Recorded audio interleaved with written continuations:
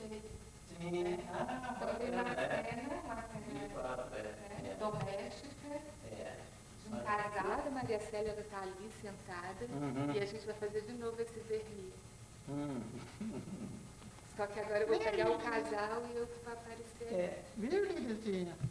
Maria Célia que que tem eu? dá ordem aí também para o...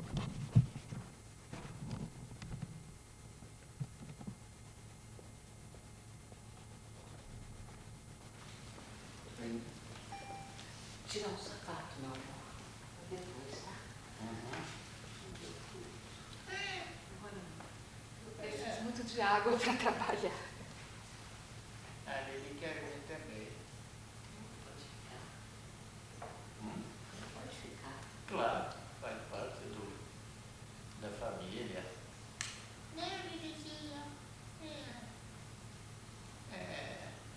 Nós vamos fazer uma foto de vocês cuja referência é o Vernier. Como se eu fosse ele, mas eu vou aparecer naquele espelho como aparece aquela mulher no Vernier, aparece o casal. Então eu vou fazer uma referência mais meio truncada, porque com os elementos que tem aqui na própria casa da Maria Célia. É bacana Um mesmo. espelho lá, e eu de vermelho fazendo aqui o Vernier na fotografia. Velázquez também, né? Há uma certa repetição da beleza do quadro, do reflexo, da imagem.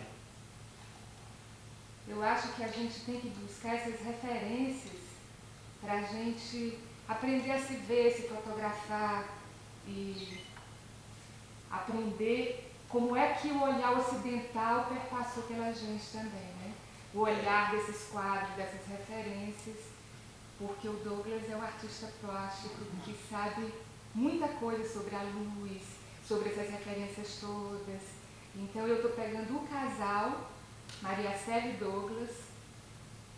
Ela é uma grande artista da imagem, artista da câmera, artista da poesia, da palavra, da memória brasileira, e ele, um grande artista plástico, se encontraram como casal há 20 anos e são um casal do nosso tempo. Mas que emocionante até, poxa. A Maria Célia, você está me filmando, né? Então agora eu estou te fotografando.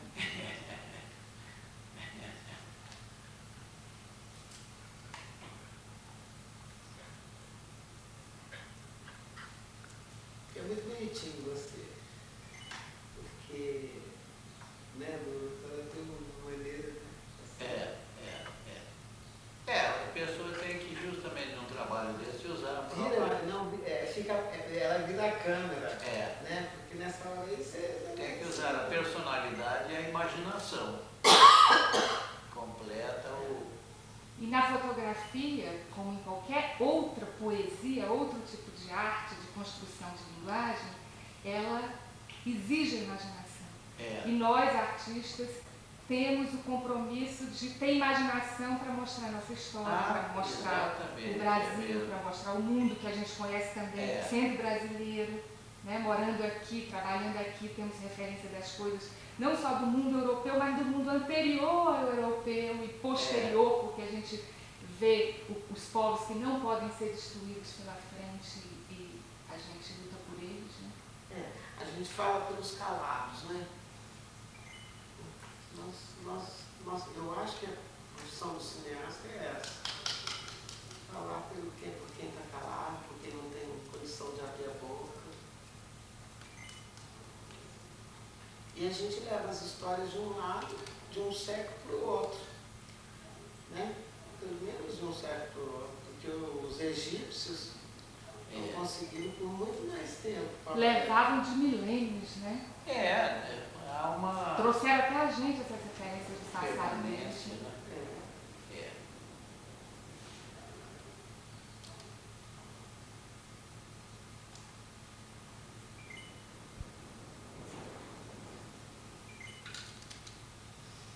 Quando eu conheci o Douglas, sabe, Maria, eu não conseguia fazer um filme, eu só sabia falar deles. chegava no Beirute e falava assim, o pessoal falava assim, mas é sério, que filme que faz aqui em Brasília? Eu falava assim, uai, hoje mesmo está tendo uma greve dos professores. E como é que você poria a música? Eu falei, põe aquela assim, que saudade da professorinha que me ensinou o beabá. E o letreiro, como é que você faria? Eu poria tudo assim no quadro negro. Esse filme não ficaria muito caro, gente. Usaria, daí uns 3 meses eu vi um filme exibido. Então isso aí me deixava arrasado. Mas depois que eu conheci o Douglas, eu fiz o primeiro, que foi a história do Grupo Bandeirante. E essa história do Grupo Bandeirante, todo mundo ficava doente, o locutor ficou com dor de garganta, e o Douglas falou, faz você mesmo a locução.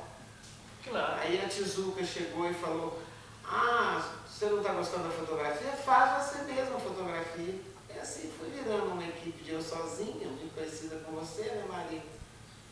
E assim, consegui fazer um monte de filmes. Isso tudo depois que eu conheço o Douglas, há 23 anos. 15 faz 23 anos. E, Maria Célia, O Honestino é um filme muito importante que você fez para a história de Brasília e para a história do Brasil. Então, você podia falar um pouco sobre ele? Olha, o Honestino, eu fiz o Honestino com o material etnológico, o material que eu tinha guardado para fazer a vida do Paulo Dionísio de Vasconcelos. Então, tudo que eu tinha guardado no Paulo, e eu não tinha coragem de falar, porque é muito difícil falar de coisas próximas da gente. Então, eu peguei o Honestino e usei aquele material. Iconografia. A iconografia que eu coloquei no Honestino era do Paulo Dionísio. Agora, o Honestino, para mim, foi muito importante porque eu consegui tirar meu irmão. Meu irmão estava péssimo e ele chegou em casa e disse assim para mim, eu estava na mesa do bar, na hora que eu falei o nome Honestino, todo mundo levantou e foi embora. Aí eu fiz esse vídeo, Honestino, para o Cláudio, meu irmão, que era amigo do Honestino. E para qualquer pessoa que ele falasse, foi uma época muito difícil. Aí eu entrei no concurso da UNB e ganhei o primeiro lugar. O Honestino era um líder muito interessante, Maria, porque ele era da AP, que era a Ação Popular, que vem a ser a mãe do PT. Era um grupo da igreja, era um grupo armado. E o Honestino, ele era um líder dentro da universidade, eu era mais velho que ele tinha, digamos, 17 anos e eu tinha 21. Então, ele, dentro da Assembleia, que nós mulheres não falávamos, só ouvíamos e votávamos, o Honestino conseguia juntar todas as facções.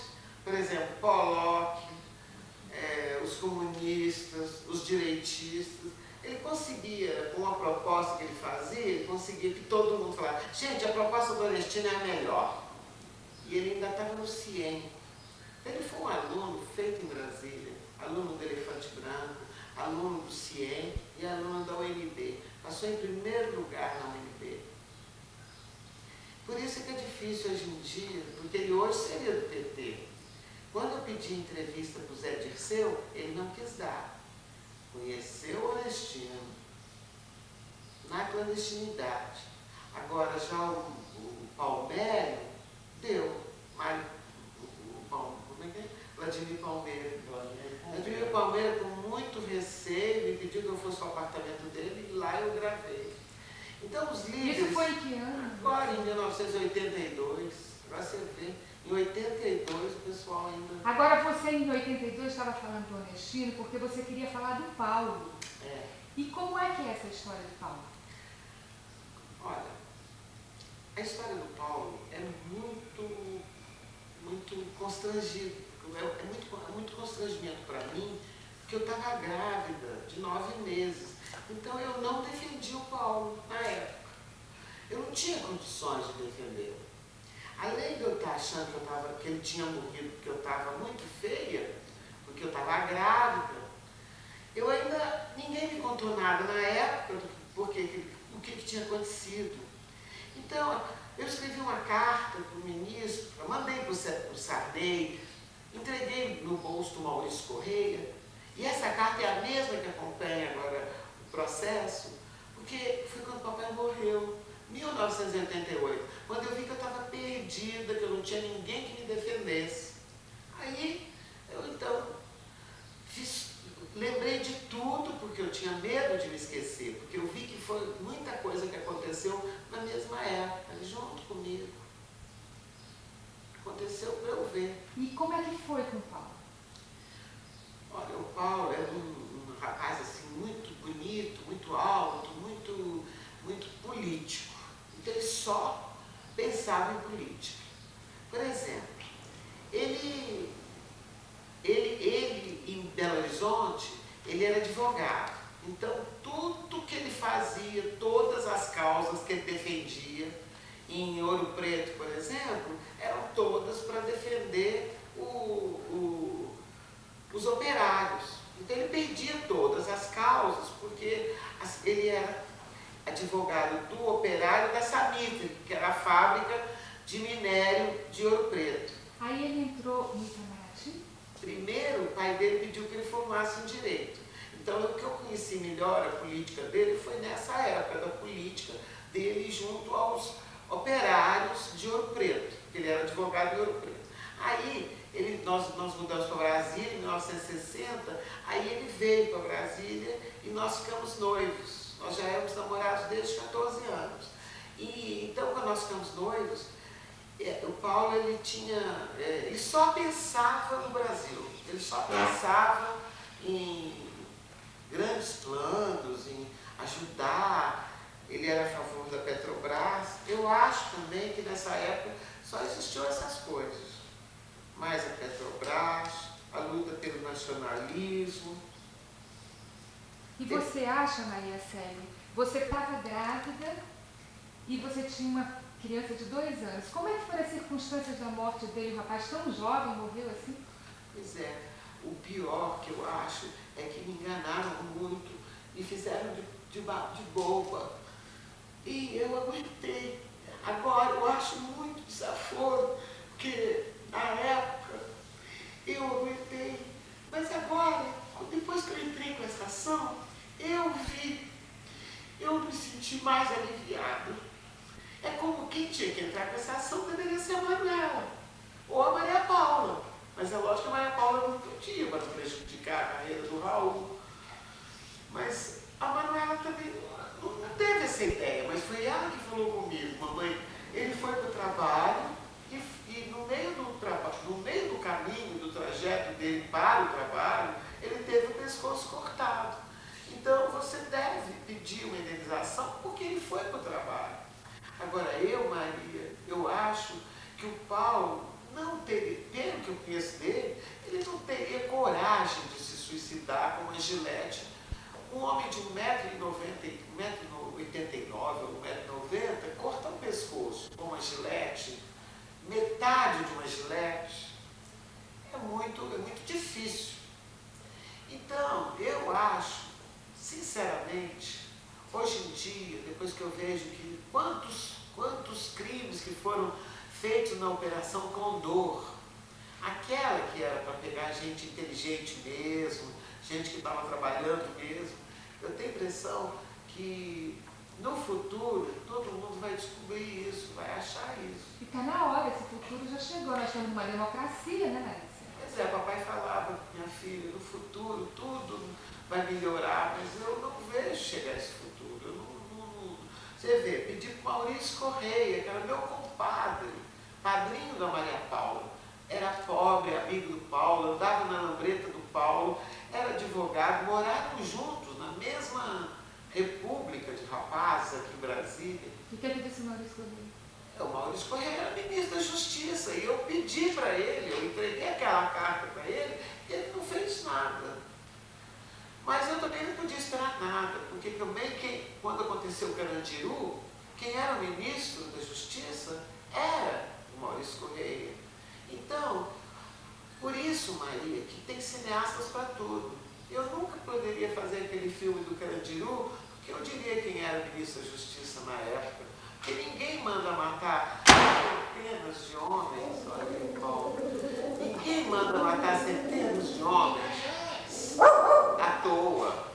Tem o ministro da Justiça por trás disso. O Paulo era assim. Ele era assim. Ele dizia tudo, que, como eu digo, quando eu estou assim verdadeiro, é como o Paulo era. Maria, ô Lili, vem cá. Lili, cadê?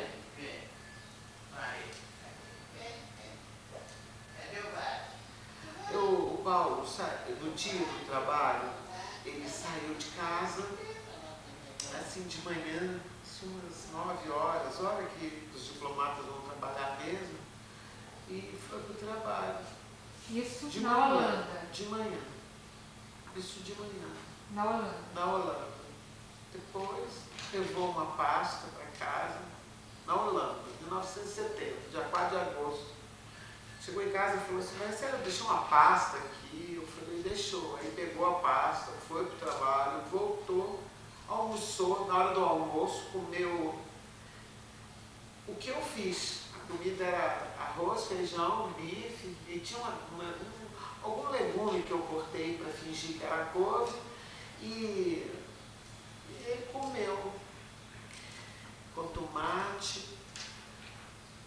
Depois ele saiu, brincou com a Manuela, deitou na radiola, ficou ouvindo os Beatles, tinha acabado de sair aquele disco branco dos Beatles.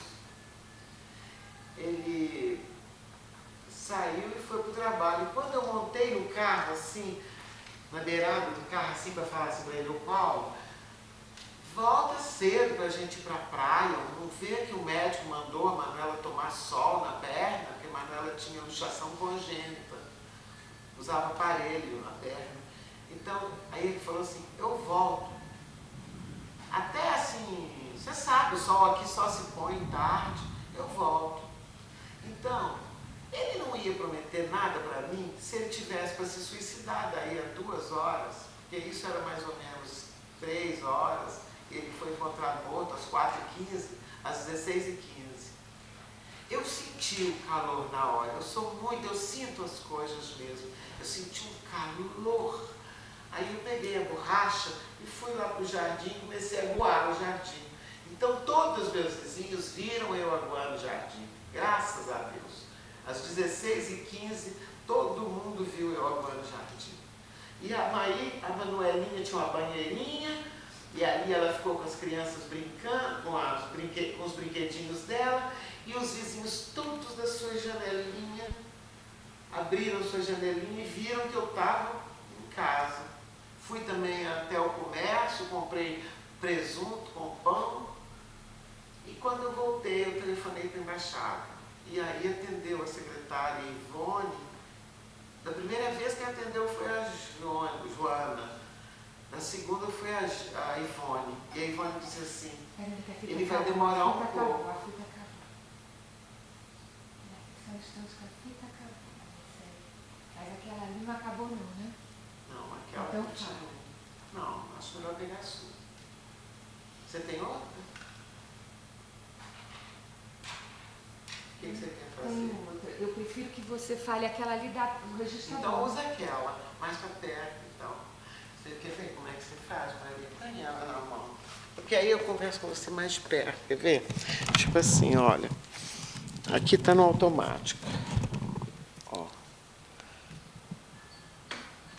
Auto, digital. E aqui você liga de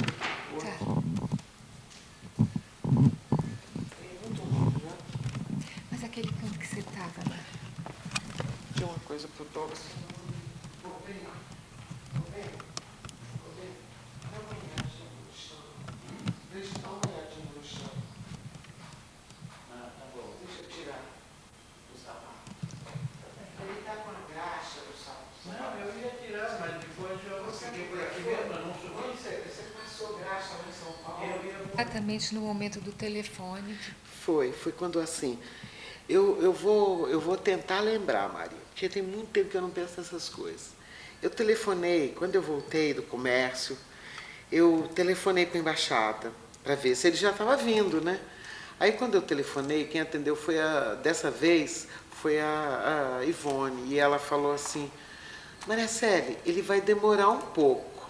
Ela já sabia que ele tinha morrido. Ele vai demorar um pouco. Aí eu não pensei em nada. E daí a pouco bateu a campainha e chegaram 3 pessoas. A Janete Nille, um funcionário do Banco do Brasil chamado Ivo Barroso e a mulher do Ivo Barroso. E a Janete Nille, ela é mulher do diplomata Michael Nille, que na época tinha o mesmo segundo secretário como o Paulo. Então, aí elas chegaram, pela fisionomia, eu vi que tinha acontecido uma coisa muito forte, porque eles estavam assim cinzentos. Aí eu peguei e perguntei assim: olha, o que foi?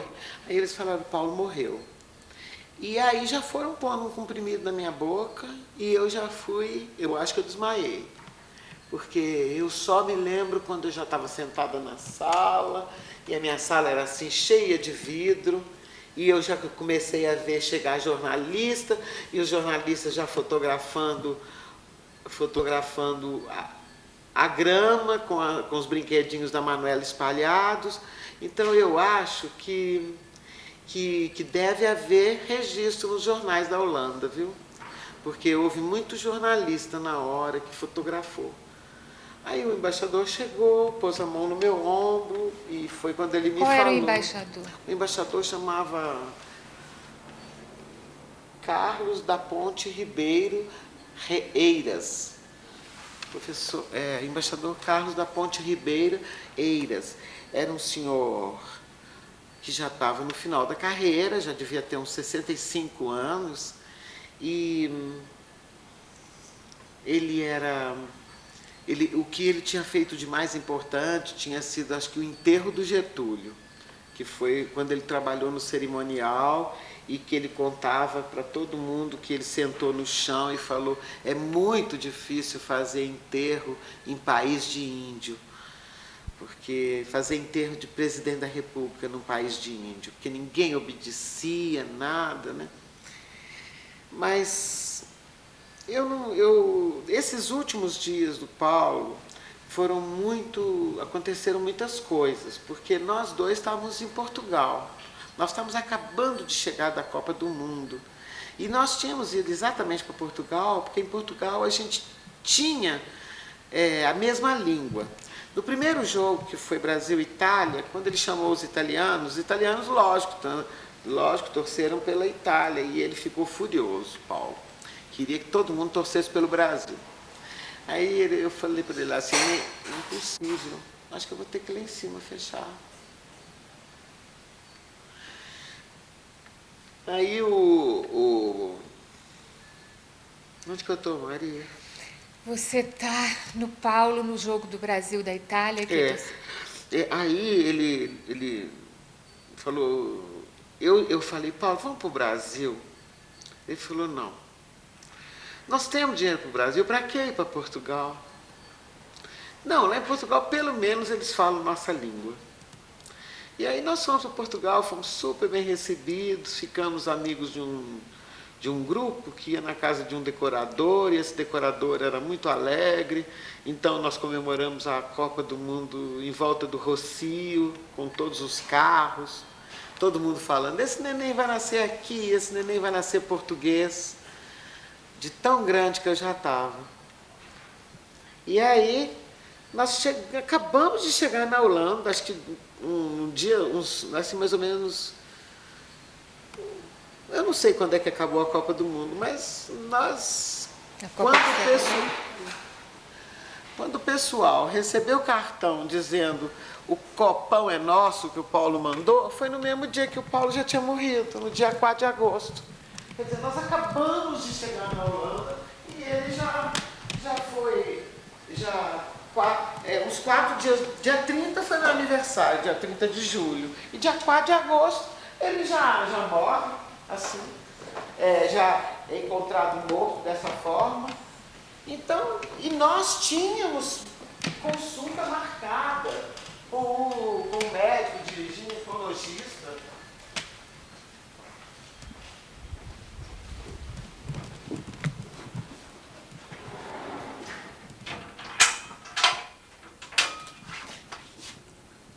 Fica aqui Vou mesmo, ficar aqui Maria. mesmo, acho que é melhor aqui. Eu sento Porque aqui. tem luz, né? Mais pro lado de cá, perto desse espelho aqui, ó. Maria, fica aqui. Eu vou ali e volto já, tá? Aquilo que eu faço toda hora.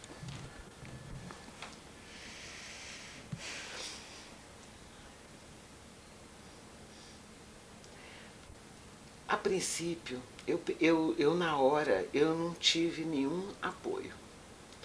Porque até chorar, na hora que eu estava chorando, o embaixador falou, você não pode chorar, você tem que ser forte. Você tem que pensar nessa criança que você está esperando. Você tem que fazer como a mulher do embaixador Silveirinha. Quando eu fui lá no enterro da filha dela, ela me mostrou a pinacoteca deles.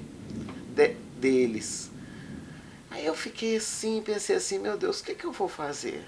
Aí eu fui pro banheiro, abri as torneiras todas e chorei muito, abraçada com a Manuela.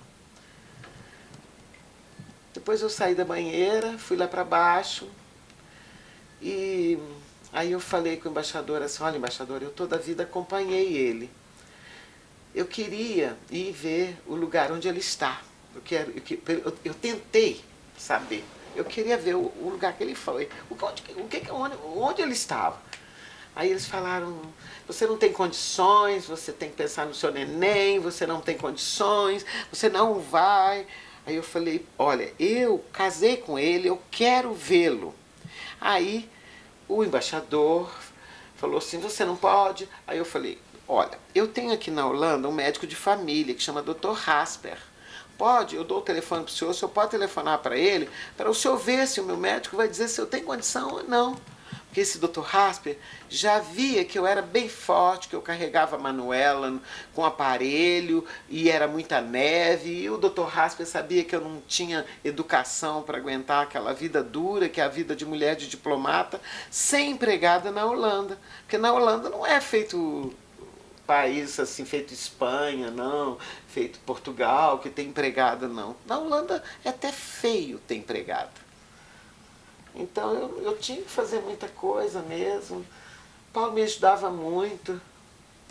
Nós estávamos muito bem, eu e ele. Qual era a área que ele estava trabalhando? Ele estava trabalhando na área comercial. E era contra a vontade dele, o que ele queria era a área cultural. A área cultural era fazer... Gostava muito de poesia, gostava muito de Manuel Bandeira, de Vinícius de Moraes, de Carlos Drummond de Andrade, gostava muito de poesia e recitava.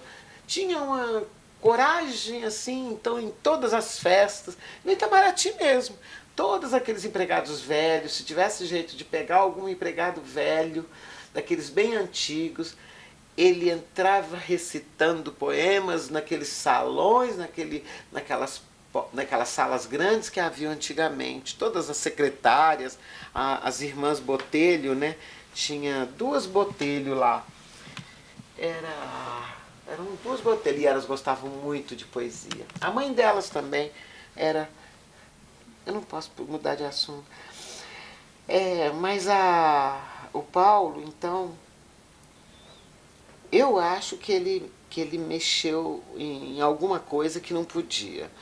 Porque na hora, quando eu comecei, quando a primeira noite a Júlia dormiu comigo. Na segunda noite, quando a Janete começou a me fazer perguntas, assim, perguntando que tipo de vida que o Paulo tinha, o que ele fazia quando ela era estudante,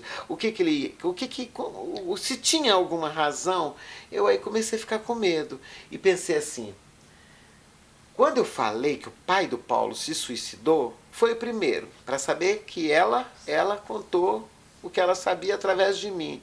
E segundo, porque eu também estava com medo. Eu achei que o Paulo tivesse feito alguma coisa errada. Por exemplo, bebido demais, batido o carro, alguma coisa assim, desse tipo, que eu imaginei.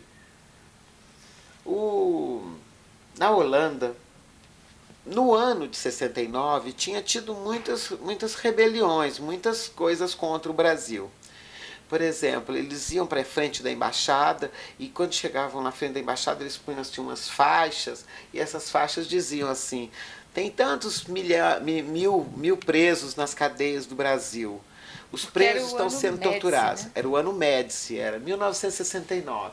Então, também teve uma época que eles também ficaram muito revoltados, porque havia um cientista chamado Lund, na Suécia. E eu não sei o que foi que esse Lund fez. Só sei que tem qualquer coisa relacionada a dizer que jogaram naupão em cima da floresta brasileira.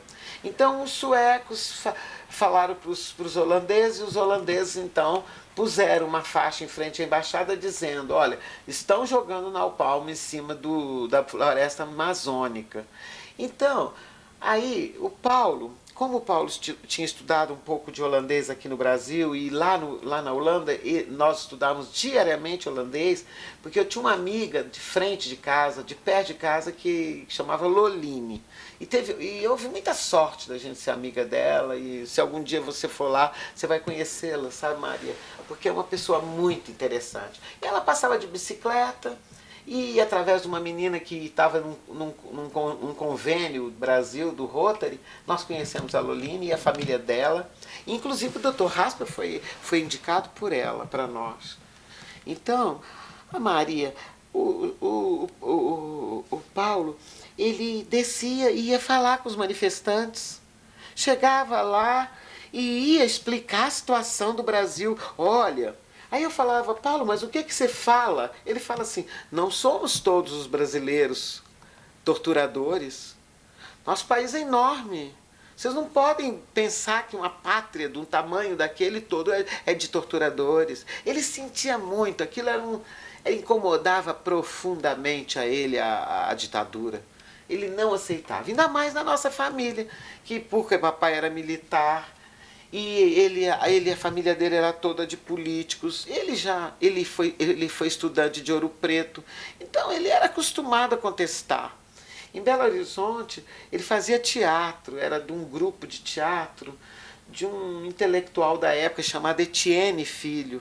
Então eu assisti o Paulo fazendo o papel do bispo na peça O Alto da Compadecida.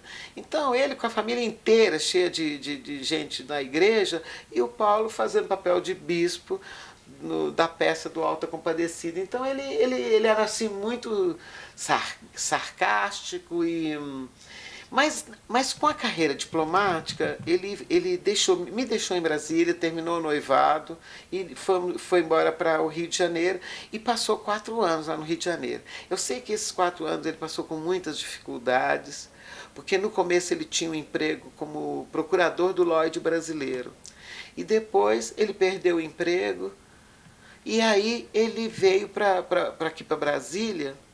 Não, aí ele ficou no Rio de Janeiro e era amigo do Zé Viegas, amigo daquele Sérgio Teles, amigo do Saltarelli, Jorge Saltarelli. Colegas de turma, né? Do Itamaraty. Colegas de turma do Itamaraty. Então eles eram assim, todos juntos, todos do mesma época. Aí todos eles partilhavam dos mesmos interesses. Inclusive eu tenho um álbum de fotografias do Paulo com esses colegas todos lá numa cachoeira, lá no Rio Grande do Sul. Não, foi quando foram acabar com as 7 quedas de Iguaçu. Então a turma deles do Itamaraty foi lá. Então tem fotos lindas deles lá. O Amado, muitas mulheres, muitas moças. Então o Paulo, depois que ele veio para Brasília, eu não sei como é que foi a vida dele no Rio de Janeiro, porque naquela época a moça, eu podia ser noiva, eu tinha sido noiva dele, mas nunca mais eu vi o Paulo. Você começou a namorar com ele com quantos anos? Com 14 anos. Eu estava passando na rua, ninguém nos apresentou. Eu estava com uma filha de um prefeito de Januária e ele estava vindo sozinho. ele vinha assim com os braços abertos, as pernas abertas, assim, que ele andava assim, e carregando livros, e estava correndo para ir para o bandejão, eu acho. Aí eu vinha com a Norma, aí ele chegou e falou assim, quando eu e ele nos vimos, os dois assim, nós dois, a gente olhou assim, quando eu olhei para ele, eu falei, é ele, eu vou casar com ele. E ele também disse que foi a mesma coisa. Aí ele andou um pouquinho, voltou atrás e falou, como é seu nome? Eu falei, não posso falar com ninguém. Aí a Norma, a menina que estava comigo, falou, Maria Célie, Coeli. Aí ele falou, eu tenho uma irmã chamada Cristina Célie. Aí ele falou assim, aí não falou nada, pediu o telefone, eu acho que pediu o telefone, aí a Norma deu. E ele começou a me telefonar, 7h30, todo dia, 7h30 ele me telefonava. Eu fui aos concursos de oratória que ele fazia, quando ele fazia discurso, eu ia. Mas daquele dia lá, aquele dia da morte dele, eu digo que eu dou graças a Deus que todo mundo me viu, foi porque no dia seguinte, quando o padre chegou para fazer a tradução para a polícia de tudo que tinha acontecido, o padre, eu acho que quase que faltou falar que eu tinha envenenado ele. Porque a sensação que eu sentia é que o padre falava e que não correspondia o que eu estava falando, sabe? Não sei o que o padre falou para os holandeses, eu só sei que eu não acredito mais nesse povo da igreja, as ONGs, porque uma vez eu fui numa reunião de uma ONG lá na Holanda com o Paulo, e a irmã de caridade que vive lá na mesma região que é do Paulo, lá do Vale do Rio Doce, ela disse, para conseguir dinheiro dos bobos lá da Holanda, ela disse que aqui no Brasil todo mundo tinha berne na cabeça.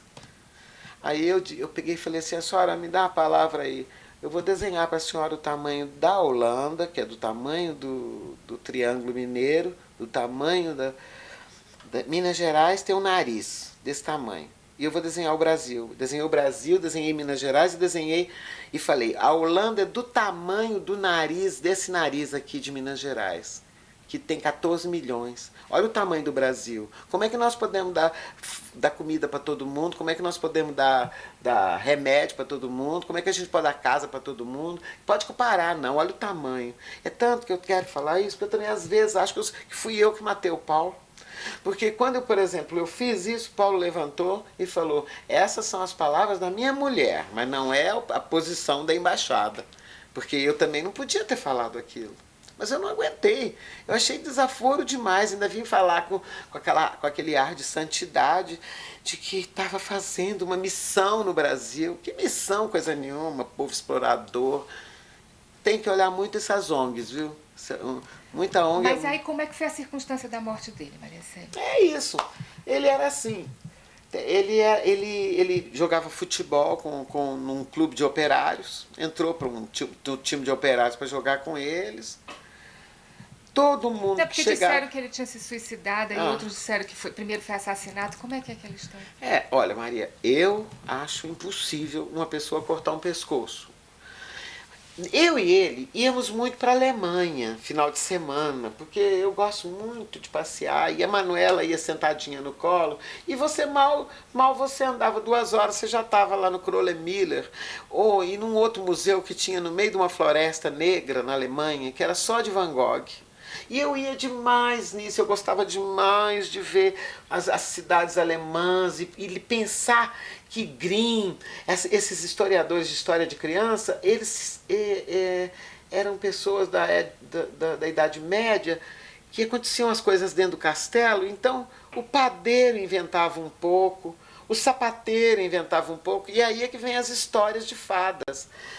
Na época eu estava pensando muito nisso e eu ia com o Paulo, e a gente tinha até gente que tomava conta da Manuela para nós podermos dançar, ir num lugar dançar e fazer qualquer coisa assim que a gente gostava. Eu e ele gostávamos muito de ficar perto do outro o tempo todo, conversando, discutindo, falando das coisas. Eu tinha, na época, 26 anos. Quando ele morreu, eu tinha 27 anos. tinha acabado de fazer 27 anos, né? Foi dia 4 de eu fiz dia 30 de julho e ele no dia 4 de agosto ele morreu. Então, eu acho assim, que estavam acontecendo outras coisas paralelas na Holanda, que eu não sabia, que eu não tinha conhecimento. Uma coisa que a Maria pode me ajudar é a gente achar este álbum que existe, que foi mostrado para mim pela filha do presidente da Câmara, Glaura Freire, filha do deputado Geraldo Freire da Silva. Esse homem era da direita, era desse de hóstia todo dia, hóstia diária. Então, ele deve ter mandado, porque a Glaura não ia fazer isso à toa. E ela também é muito minha amiga. Essa moça é viva e pode me falar. Ela me chamou para me mostrar. Nesse álbum tinha uma conferência interparlamentar em Haia, que foi comandada pelo Flávio Marcílio, que também veio a ser o próximo presidente da Câmara, eu acho, em seguida do Geraldo Freire. Eu acho que foi assim mesmo. Eu tive muita oportunidade de entrevistar esse pessoal, mas eu não tive coragem. Eu tinha até medo, eu tinha muito medo. Mas a Glaura me mostrou essa conferência interparlamentar de Haia ligada ao Palácio de Haia, da Paz. Então, o que eu vi foi cortinas negras, caixões, multidão, nada saiu nos jornais. Quer dizer, aquelas manifestações holandesas feitas de alto nível, que não é qualquer um que lê jornal, né? Então, aquelas manifestações, para um povo que tem tudo, porque o holandês ele não fala mal de si, ele também tem problemas, mas ele vai na França, filma o problema dos imigrantes portugueses e passa na Holanda para os imigrantes portugueses verem que eles são até muito mais bem tratados que na França. Então, eu acho assim que o Paulo, eu não acho que ele tenha feito... O que ele era assim, ele tirava a roupa do corpo para dar para as pessoas, ninguém contratava empregados, ele já tinha pessoas pedindo para a gente contratar, porque tinham muitas pessoas necessitadas na época. Mas eu nunca vi, por exemplo, o Paulo mexer com droga na Holanda, eu nunca vi. Mas teve um dia que ele foi na casa das funcionárias da embaixada, dessas mesmas, e ele voltou passando mal. Passando muito mal, desmaiado, sabe? Então, ele foi um bocó. Quando ele estava no Itamaraty, que ele fez o curso, ele ia de terno branco. No primeiro dia ele foi de terno branco. Então o apelido dele em Itamaraty ficou sendo o homem do terno branco durante muito tempo. Porque em Minas Gerais, as famílias mais finas usam terno branco, de linho ou de outros materiais. Mas lá no Rio o pessoal criticou. Você sabe que o Paulo foi um ano no Itamaraty de terno branco? Ele não tirou o terno branco. Um ano. Então ele era assim, Capricórnio, teimoso, ninguém mudava a opinião dele. Tinha um amor pelo Brasil fora do comum, só pensava no Brasil. Se você visse ele falando para mim assim, a rainha Juliana fica agora aí na televisão costurando as meias do rei, mas quando ela está lá na Biafra, ela tira o óleo, tira o petróleo, tira tudo e pega, não devolve nada, não deixa um hospital, não deixa uma escola, não deixa nada. Essa rainha é uma... Sabe, então, eu acho que ele fazia uma crítica da coisa mesmo, sabe, do que estava acontecendo mesmo. E falou comigo, Marcelo, você tem vontade de ir visitar essa mulher? Então eu falei, tenho, Paulo, tenho muita vontade. Aí nós fomos a Londres, compramos um vestido da Mary Quant para mim, lindo, preto, lindo. E eu estava prontinha para ir conhecer a rainha Juliana. Quando foi na hora, perto assim, uns 3 dias antes, o Paulo falou, Marcelo, eu não quero ver essa mulher não tem, não é uma mulher má, olha como está a Biafra. Foi na época que aparecia aquelas crianças todas esfomeadas assim. Aí eu falei, tá bom, então não vamos. Então eu concordava com as coisas dele também, sabe? Então na hora, Maria, eu senti foi que eu não podia bobear. eu achei que eu estava ajudando ele, falando que o pai dele tinha se suicidado para a moça. Mas, na verdade, eles usaram isso. A Pomona Pulitis, que é uma colunista social que falava sobre diplomacia, escreveu assim: ele imitou o gesto do pai. Então, com isso, eles foram colocando panos quentes. Mas, na verdade, o Paulo estava defendendo. Eu acompanhei o pensamento do que eu vi o Paulo fazer. Ele falou comigo que estava ajudando outros companheiros dele, que pelo menos um que estava na Suíça e que tinha feito as mesmas compras que nós e que tinha sido preso no Galeão. Então, o Paulo tirou do salário dele para mandar pagar carro, pagar essas coisas. Engraçado que essas pessoas nunca me procuraram para me falar nada, nem para me dar um tostão. Essas pessoas que o Paulo ajudou lá na época. Porque teve isso, eu não me lembro, não sei, mas eu tenho certeza que quem está escrevendo a história do Itamaraty, quem está escrevendo a história dessa época, deve saber de quem que eu estou falando. Eu desconfio que é o René, porque quando eu estive em Porto Rico, que a Paulinha estava lá e o embaixador de lá era um senhor, que eu esqueci o nome agora, ele me falou: tem um rapaz que estava na Suíça na época, que está trabalhando com o Fernando Henrique. Você chega lá e procura ele. Me deu até o telefone, mas eu não tive coragem, porque é o tal negócio. Eu não posso, eu na época não queria procurar ninguém, porque eu estava grávida e não tinha coragem.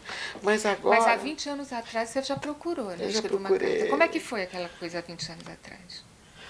Eu já procurei. Eu escrevi uma carta que deve estar no museu do Sarney, porque para o Sarney eu escrevi, mandei para o Maranhão, deve estar lá no Tambaú, né, no museu. Ninguém leu, porque eu escrevi uma carta enorme. Pode procurar no museu do Sarney, que tem uma... Eu escrevi contando para ele o que aconteceu na época, o que eu sentia. Você dirigiu essa carta a quem? Ao Sarney. Ele era presidente. A gente conhecia muito, pois ele morava lá na 206, no bloco A, e eu também. Então ele morava no 101, eu morava no 401, conheço muito bem Sarney. Uma vez eu fui levando, eu entrei para o Partido Comunista, assim, numa certa altura da vida, quando entrou para a legalidade. Então houve um congresso aqui em Brasília, e eu fui levando a comitiva da Hungria. Quando eu cheguei lá, que o Sarney me recebeu, ele falou assim: não sabia. Não sabia que eu era do partido. Ele falou assim, sabe? E me deu um parabéns, perguntou pela família, pelas pessoas e tudo. Aí eu não falei nada, o que eu ia falar? Eu escrevi uma carta para o senhor não vai me dar resposta? Não ia falar nada. O que você pedia na carta? Eu pedi a mesma coisa que eu peço até hoje, Maria. Eu peço, uma esclarecimento da morte do Paulo. Não é possível. No dia seguinte da morte do Paulo, apareceu uma carta em cima da mesa, da mesa dele. A carta, quando me mostraram essa carta, eu falei: isso é uma carta forjada. Porque falava de coisas que o Paulo não falava. Falava de motor de popa, falava dessas coisas. Eu tenho essa carta. A Paula, minha filha, pegou o remetente dessa pessoa que mandou, e porque eu falei para ela, na época procuraram, e quem é o remetente é um presidiário de Londres. Quer dizer, ele falava que o Paulo tinha atropelado, tinha matado o filho dele. Então, eu me lembrei que o Paulo, de fato, deu uma marcha ré um dia na embaixada, desses dias de manifestação, e bateu numa mulher grávida. E o Paulo chegou muito nervoso em casa e perguntou para mim: o que eu faço? Eu falei: manda umas flores, manda uma caixa de bombom. Ela não perdeu o neném, né? Ele falou: não, eu acho que não perdeu, não. Mas o homem, o marido dela, está me ameaçando. Houve isso também, Maria. Houve coisas assim, paralelas na época, como, por exemplo, um dia que eu ia para a embaixada com ele, né, porque ele falava assim: não deixa o carro, eu não vou deixar o carro lá, porque ele gostava muito do carro dele, era um Monza. Não era Monza, não, quem tem Monza é o Douglas. Era um carro... De 20 anos atrás? De 34 anos atrás. 70, né? Esqueci o nome do carro do Paulo. Mas ele gostava muito do carro dele. E então ele falou assim, você vai, me leva lá na embaixada e volta.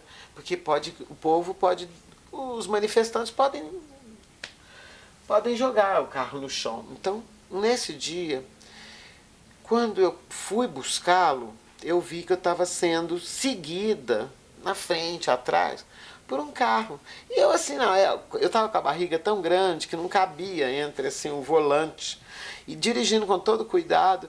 Então eu achei gozado porque tinha um monte de homem me olhando, assim, uns homens gordos, horrorosos. Aí eu pensei assim, uai, que gozado, quem me paquera aqui na Holanda são mulheres. Mas quando eu vi no vidro de trás, estava escrito assim um dístico, ame ou deixo, ou Brasil para frente Brasil. Uma coisa assim que na carta eu escrevo, que é mais. A carta é mais recente na época do que é hoje. Mas então nessa época eu acho que havia lá na Holanda uma pessoa da Marinha, que até o brigadeiro aqui pode estar escutando.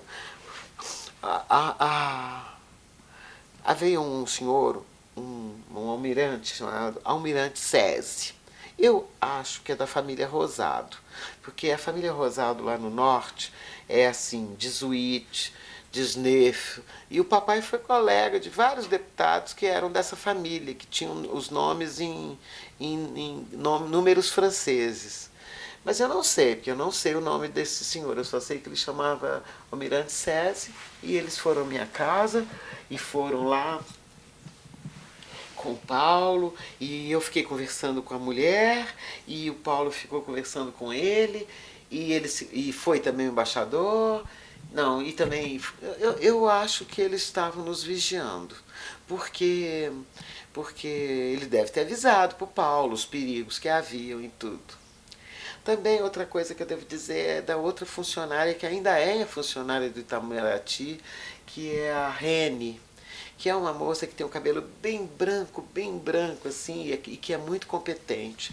Ela é sempre chamada para trabalhar no Itamaraty, mesmo agora que ela já deve ser aposentada, porque ela é muito competente, mas ela é lésbica e ela namora a irmã da mulher do Pontual, que tem uma loja em frente lá da 206, que é Alguidar.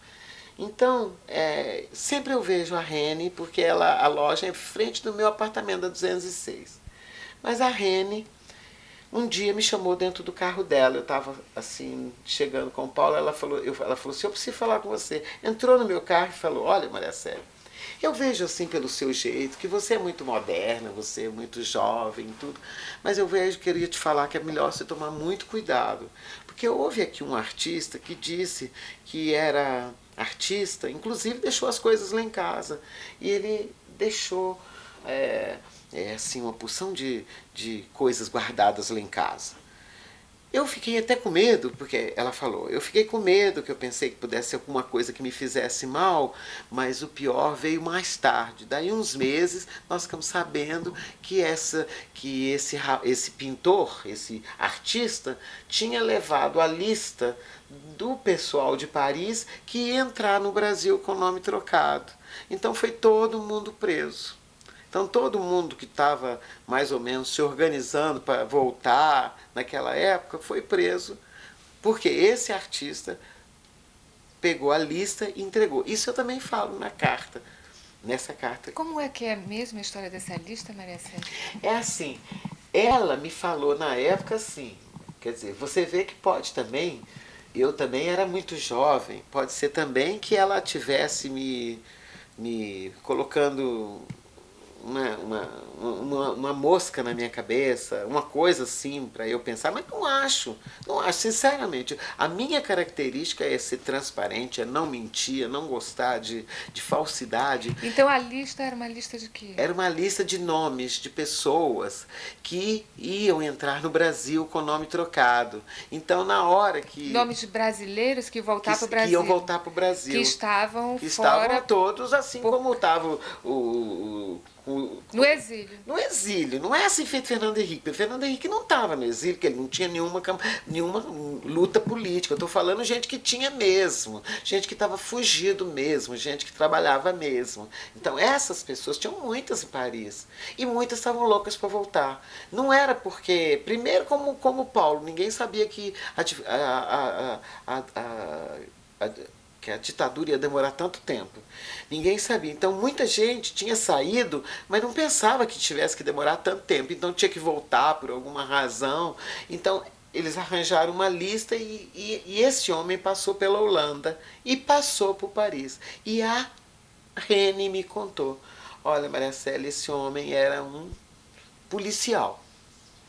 Todo travestido, todo de cabelo comprido, todo como se fosse um pintor mesmo, sabe? Assim, da beira do Sena, e não era nada, era um policial. Então eu também eu sabia que havia esses climas lá, havia esse tipo de coisa. Também não havia assim, não havia. E aí como é que foi com o carro que você foi deixá-lo e te Aí seguiram? quando eu estava seguindo, né, quando eu estava chegando lá na embaixada, eu não sei se foi no mesmo dia, mas quando eu estava chegando lá na embaixada, primeiro eu vi esse carro, foi bem porque eu lembro da barriga, mas quando eu estava chegando na embaixada, o Paulo falou assim, dá a volta na embaixada, a embaixada era um triângulo assim, agora mudou, não é mais nesse lugar que era. Eu peguei, então fiz assim, fui lá e voltei. E deixei o Paulo do lado de cá. E do lado de cá, o Paulo não queria que eu parasse, porque tinha uma pessoa que queria vender uma máquina para ele. Eu falei, uma máquina de quê, Paulo? É uma máquina de somar. Nem existia computador na época, não existia nada, não tinha nada. Nem o Paulo gostava de fazer conta, nem fazia conta. Então, era uma desculpa. Mas eu não perguntei quem era nem nada, sabe? Eu acho que Isso essas foi perto coisas, dele morrer. Isso foi perto, isso foi assim na semana que ele morreu, porque eu não te falei que eu cheguei de Portugal. E como é que foi a história da Imediatamente. pasta que você falou? Ele estava com uma pasta e o colega dele telefonou perguntando se ele tinha deixado em casa. Eu falei, não, o colega era o Michael Neal. Ele falou, não, a pasta estava com... Eu falei, ele levou a pasta. Então foi naquela hora que eu pedi para ele voltar, que ele voltasse para a gente ir ao mar, foi que ele falou, ele estava com a pasta, ele levou a pasta. E aí depois ligaram perguntando pela pasta? Não, depois, pois aí que tá, né? Devia ter encontrado essa pasta, né? Essa pasta na hora, né?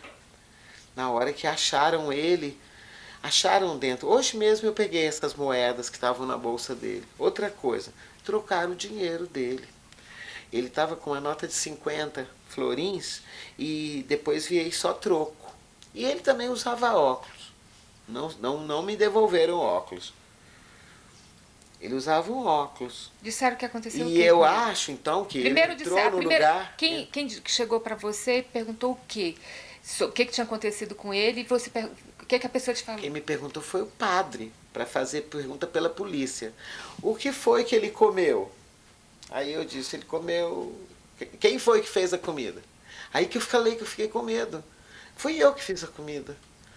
E não me falavam como é que ele tinha morrido. Então eu falei, eu fiz a comida. Aí foi assim, assim, assim, assim. Aí eles falaram, onde ele ia? O que ele foi fazer? Aí eu falei, mas ô padre, por que o senhor não fala para eles que anteontem nós estivemos na igreja do senhor? Aí o padre, em vez de ter uma expressão assim mais simpática comigo, não. Ele falava assim, sério. Aí eu pensei, daqui a pouco vão falar que eu matei o Paulo, que eu envenenei o Paulo. Porque eu me senti ameaçada, sabe? E aí ele foi encontrado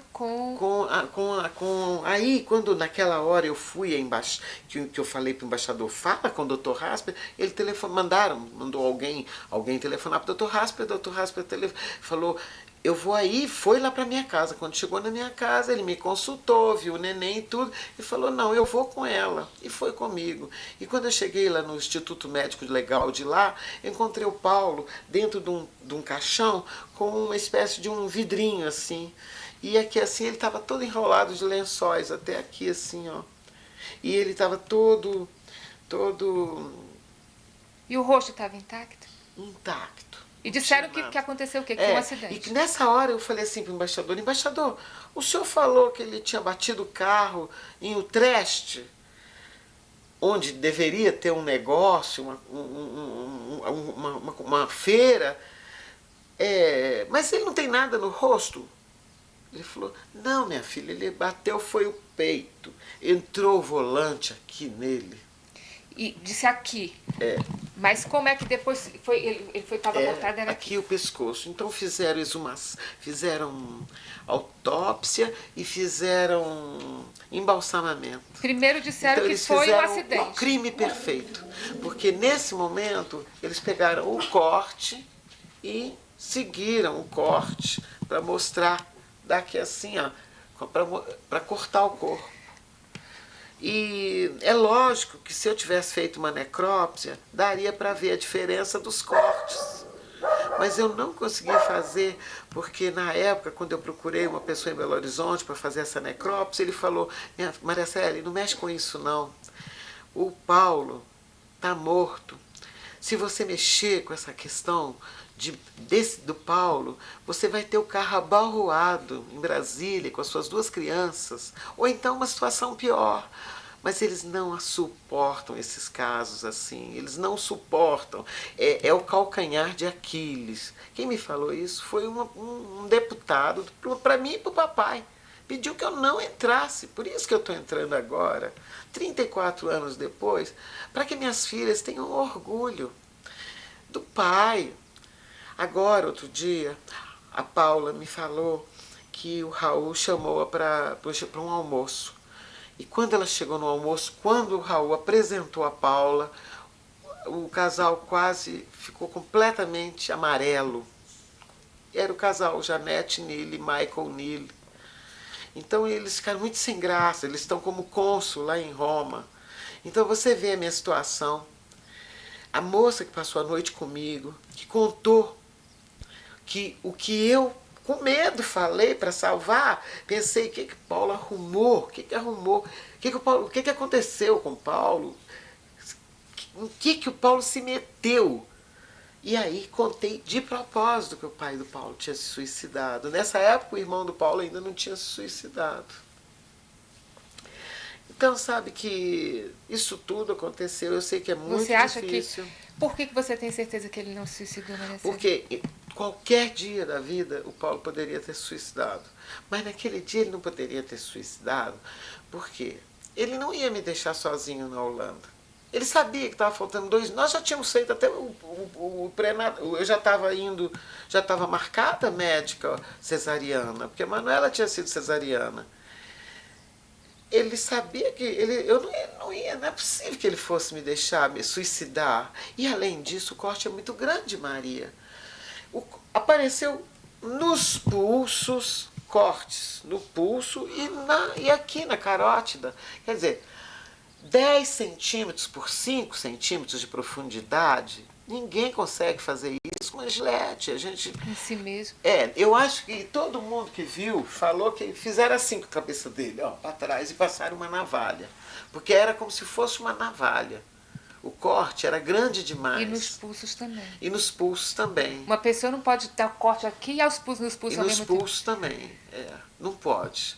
E essa gilete, eu ia falar por isso. Naquela hora, Maria, que eu falei que a gente saía para os castelos para olhar a Alemanha, a gente levava essas comidinhas para dar para Manuela, que Manuela tinha 1 ano e 8 meses, 1 ano e 6 meses. Então, a gilete que a gente tinha no carro era uma gilete assim, para cortar uma fruta, para abrir uma latinha, entende? Não era uma gilete inteira, era uma meia gilete. E eles falaram que encontraram essa gilete no sangue empapado do Paulo. Eu tenho aí, eu vou te mostrar, os jornais, tudo publicado na época. No Brasil e do lá. Brasil e lá. E isso está dentro do processo. Isso está dentro do processo. Isso. Então foi primeiro de acidente para assassinato e depois para... Como é que é? Para suicídio. Primeiro eles falaram que foi assassinato, porque estava numa época de muito tumulto na vida pública do mundo. Não era somente no Brasil que estava acontecendo a ditadura, porque a ditadura não foi assim isolada, aconteceram várias ditaduras na mesma época, a do Chile. Então havia entre os estudantes, entre algumas pessoas, havia muita amizade com algumas pessoas dos países latino-americanos. Na época do Paulo, eu não tinha contatos, porque eu só andava com o Paulo. Por exemplo, quando um venezuelano vinha conversar comigo, e eu tinha muito medo. Então eu falei com o Paulo, falei, olha Paulo, pode ser que eu seja muito... mas eles estão me cantando. E aí eu falei isso com a minha mamãe falou assim, olha, não larga a mão do Paulo e fica só com o Paulo nas reuniões. Entende? Então, Maria, eu estava mais preocupada com as outras coisas, eu não estava nem aí pensando que na Holanda, um país daquele, pudesse acontecer qualquer coisa. Além disso, fui educada de uma forma que o embaixador gostava muito. Ele dizia, eu gosto muito do seu jeito de vestir, gosto muito da sua maneira de tratar as condessas, as viscondessas, as baronesas, porque eu abaixava no chão, eu apanhava os cachorrinhos delas, punha no colo delas, elas me contavam que tinham comido rato e que tinha sido uma batalha, a guerra, e eu aprendi muito com elas, porque eu jogava fora as coisas, assim, feito resto de pão, e eu aprendi que eu não podia jogar nada fora, que eu tinha que fazer, aproveitar tudo, tudo, tudo. Então, eu tinha um relacionamento bom com a realeza, porque eu não ligo para isso, eu trato bem qualquer pessoa, pode ser meu empregado, pode ser a rainha, eu trato do mesmo jeito. E o embaixador gostou. Mas hoje em dia eu às vezes acho que o embaixador não gostava, não era de mim, era mais do Paulo. Porque ele telefonava muito para o Paulo à noite, pedindo Paulo para levar os telegramas cifrados. Porque nessa época, como o Paulo tinha trabalhado aqui na secretaria, lá no Itamaraty, lá no Rio, na parte de comunicações, então Paulo sabia todos os códigos. E ele é que passava os telegramas lá da embaixada. E também, nessa época, o embaixador chegava lá em casa, às vezes, de repente, para almoçar, e eu ficava toda contente, achava que ele tinha ido lá em casa por minha causa, porque a minha comida era gostosa, mas eu acho que ele gostava mais da simpatia do Paulo, da capacidade do Paulo. O Paulo gostava muito de conversar, de política, era muito inteligente. Qualquer pessoa que chegasse na nossa casa não saía antes de 2 horas da manhã, porque era muito agradável ficar com ele. Era poesia, era música, era coisas interessantes, pessoas interessantes, que ele era amigo, que ele conversava, que ele sabia as coisas. Era muito bom de ficar perto dele. E eu não tinha idade na época para perceber essas coisas todas que a vida me ensinou a compreender. E hoje em dia o que eu preciso dessa indenização é porque eu queria que os diplomatas não amarelassem na hora que vissem a minha filha. E também queria que o Paulo fosse homenageado, que ele fosse digno, que a Manuela, que tem esse orgulho hoje em dia, Manuela passou a ter orgulho da carreira de diplomata depois que ela conheceu o trabalho do Samuel, que por acaso eu achei através da Maria de novo. Então,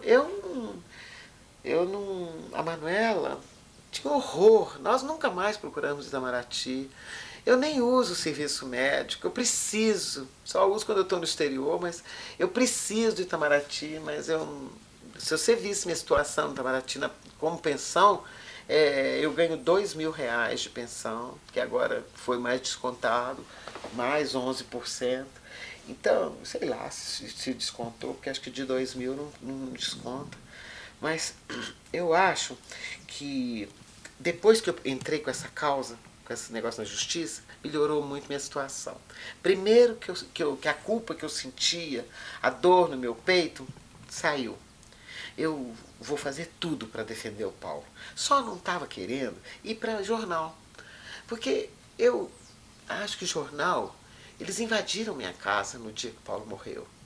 A Sofia Weiner entrou na nossa casa, aqui na 206, foi para as gavetas, pegou fotografias. E você estava na Holanda? Eu estava eles na entraram aqui. Holanda e eles aqui dentro da casa, aqui dentro de casa. Sabe? Então, os jornalistas são muito... Eu sou jornalista, eu estudei jornalismo depois que eu fiquei viúva. E eu não me interesso por esse tipo de Mas os vida. jornalistas hoje não andam nas casas dos outros abrindo as gavetas e pegando as coisas. Entra, Maria, do mesmo jeito, entra, do mesmo jeito. Se o caso é sensacional... Maria, eu tinha acabado de casar. Juscelino ia ser meu padrinho, não foi porque não deixaram descer aqui em cima da cidade. Eu tenho isso tudo escrito nas revistas, nas crônicas sociais da época. Hoje mesmo eu estava olhando isso. Então, agora que eu vejo que na época chamava muita atenção. Então, a morte do Paulo chamou muita atenção. Quando foram... E como é que pode ter tido tanto silêncio? Porque não deixaram sair, não queriam falar no assunto. Incomodava muito todo mundo. E essa versão oficial sempre ficou, de que ele se suicidou. Ficou que ele se E suicidou. nos atestados de óbito, no atestado de óbito lá da Holanda e o Hoje- do Brasil para enterrar, tá como suicídio? Não, de jeito nenhum. Faca perfurante. Não existe esse atestado de óbito. Esse atestado de óbito, existe um papel que hoje eu peguei, que eu não sei como é que é. Mas ele está lá escrito em holandês assim. Hoje eu peguei tudo, tradução juramentada, porque veio todo em holandês e teve que traduzir tudo. Então o que está escrito lá é que ele foi morto com um objeto perfurante, uma coisa assim, uma coisa cortante. Não falou nada de suicídio? Nada de suicídio. Imagina, não falou nada. E o pior é que o embaixador Eiras, que era tão nosso amigo, não foi lá. Então quer dizer que o Itamaraty manda uma pessoa para o exterior, com família e tudo, e chega lá o embaixador, sabe que o funcionário dele foi encontrado morto na rua, dentro do carro, e o embaixador mandou o empregado que ficava na portaria, o deboi, que era assim, um débil mental, um holandês meio passado, assim. Então, sabe, eu achei muita falta de consideração. Naquela época ninguém queria se meter com nada, é lógico, ninguém queria prejudicar a carreira, ninguém queria... Mas agora, todo mundo que é colega do Paulo já está promovido, todo mundo já é até ministro da Defesa, como Zé Viegas. Então eu tenho certeza que eu não estou mentindo. Eu sei que essa minha história parece mentira, porque ela é muito dura mesmo. Acabou minha vida, cortou meus naipes. Eu que tinha tantos ideais, não tenho mais vontade de nada. Meu ideal no momento é este. É de dar ao Paulo de novo resgatar o homem que ele foi. Por exemplo, através dos colegas dele. Olha, foi colega do Zé Paulo Pertence. Foi colega do Maurício Correia. Foi colega de vários advogados que estão por aí, que podem dar depoimento. Outro, Jório Salgado, está vivo, pode dar um depoimento sobre o Paulo. O Westphaler pode dar um depoimento sobre o Paulo. Não lembro mais. Diplomata, todos se afastaram de mim, ninguém se aproximou de mim. Agora, eu queria que você pegasse um depoimento, Maria, com o Douglas, contando o que aconteceu na polícia da Holanda, quando nós fomos lá para procurar fotografias ou alguma coisa que nos contasse. E o que aconteceu? Depois eu pego o Douglas. Nós chegamos lá na Holanda, né?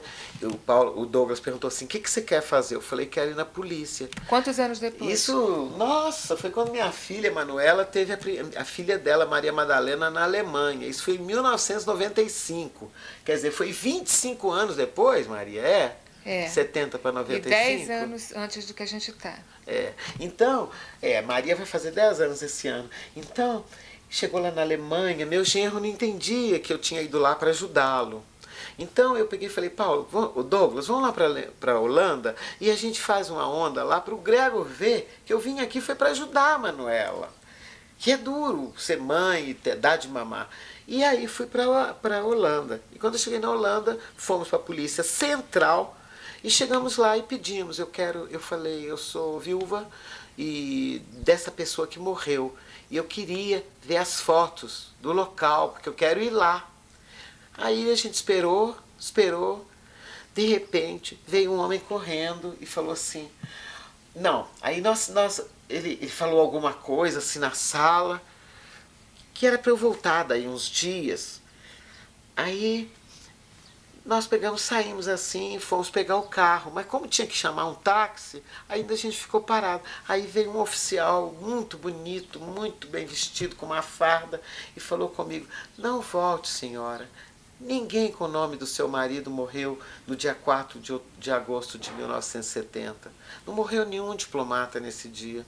Eu falei: como não morreu? Aí o Douglas, nessa hora, me cutucou assim e falou assim: olha, Maria Célia, toda a vida eu te falei que ele tinha sido assassinado, né? Mas agora eu tenho certeza.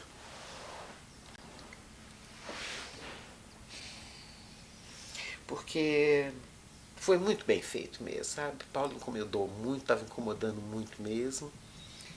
Jogando futebol em clube de operário, pode. E não era só isso, isso era o que ele me contava.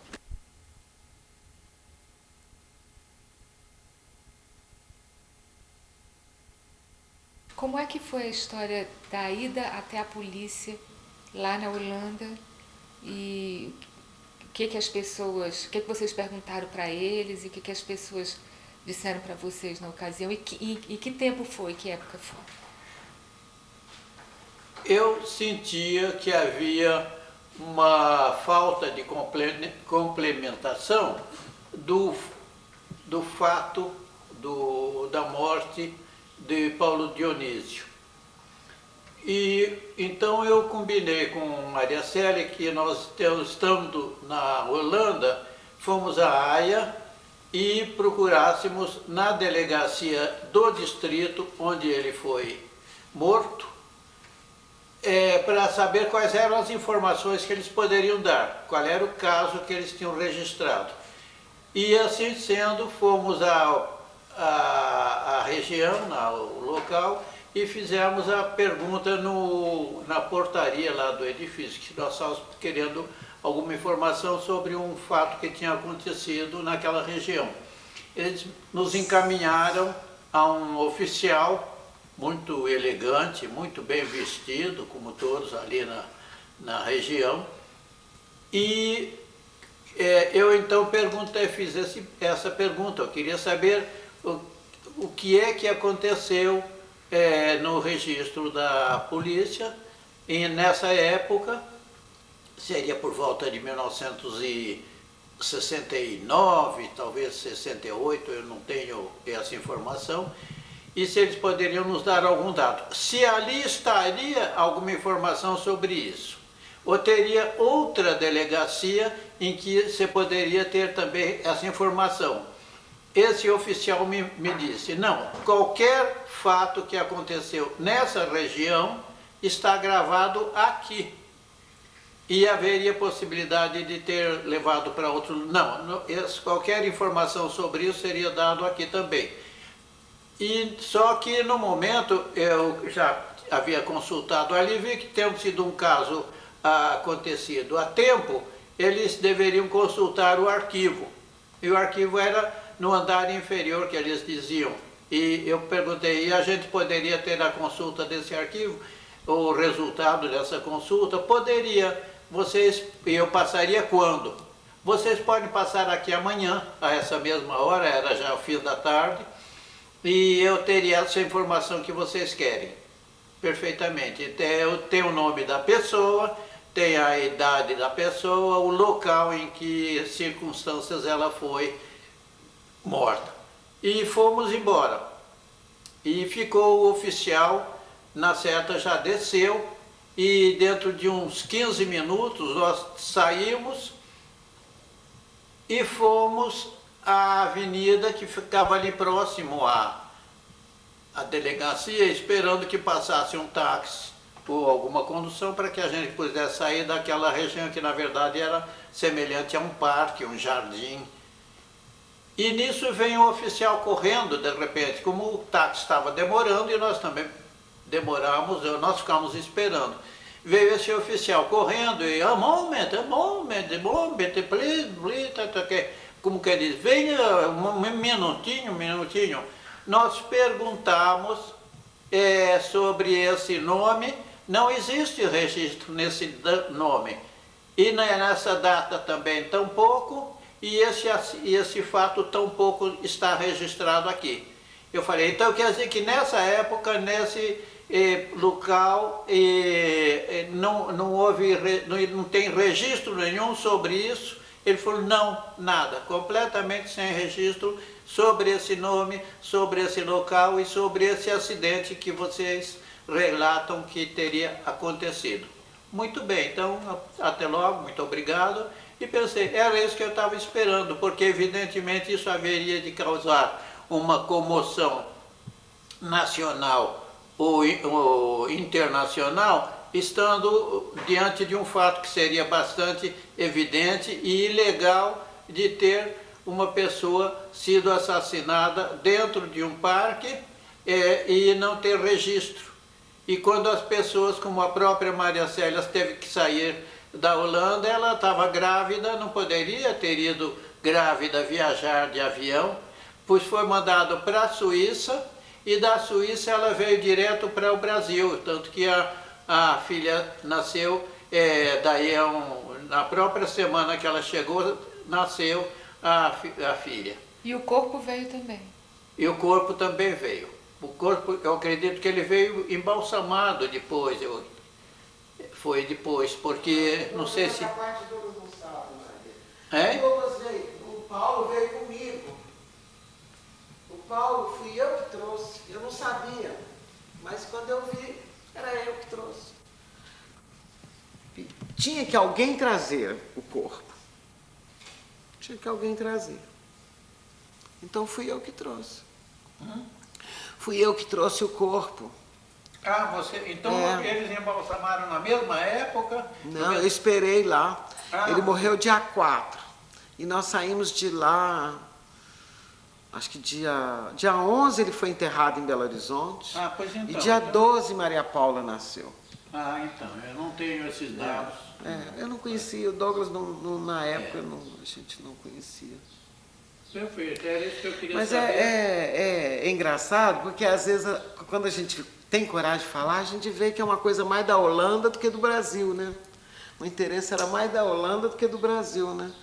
Assim, o Paulo estava mais incomodando a Holanda do que o Brasil. Claro. Mas é lógico que na época, mas eu também acho que era muito importante essa Operação Condor, que estava, né, nessa época, que matava essas pessoas que estavam em Paris, que estavam em outros países. Porque a Holanda não teria interesse na época no Paulo, assim. Depois ela pode ter tido interesse em esconder a história, Não, mas... sabe, eu acho que 10 não anos mataram depois, né? o Paulo Dionísio de Vasconcelos, mataram uma pessoa da Embaixada do Brasil.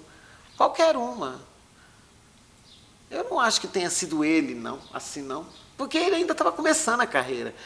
Agora, é lógico que se fizesse uma pesquisa sobre a vida dele, aí podia se saber mais sobre o que ele fez politicamente aqui no Brasil, como é que ele era no Itamaraty. O que tu acha que ele fez politicamente? Eu acho que ele foi para o Rio de Janeiro, não foi à toa. Ele não foi para o Rio de Janeiro fazer Itamaraty só, não. É que o Rio de Janeiro é que tinha tudo. No Rio de Janeiro é que estavam todas as organizações e todas as pessoas, não era, Douglas? É. Então, ele nunca... Por exemplo, você vê, Maria, todas as coisas que eu participei, eu nunca fiquei sabendo o nome das pessoas. Então, ele me preservou muito. Ele sabia que nós estávamos muito enrascados, mas eu não sabia até que ponto. Porque eu sou filha de político, o papai é deputado. Eu ontem mesmo estava contando para o Douglas que aqui em Brasília, quando chegava na época de crise, os deputados mandavam as esposas ir para a Câmara, para os supermercados, fazer compra para 3, 4 meses. Porque eles sabiam que as crises eram assim. E então eu pensava assim, quando eu tiver minha casa, eu não vou fazer um supermercado assim, mas o povo todo não está sabendo que vai haver uma crise e os deputados já estão fazendo compras por 3, 4 meses, entende?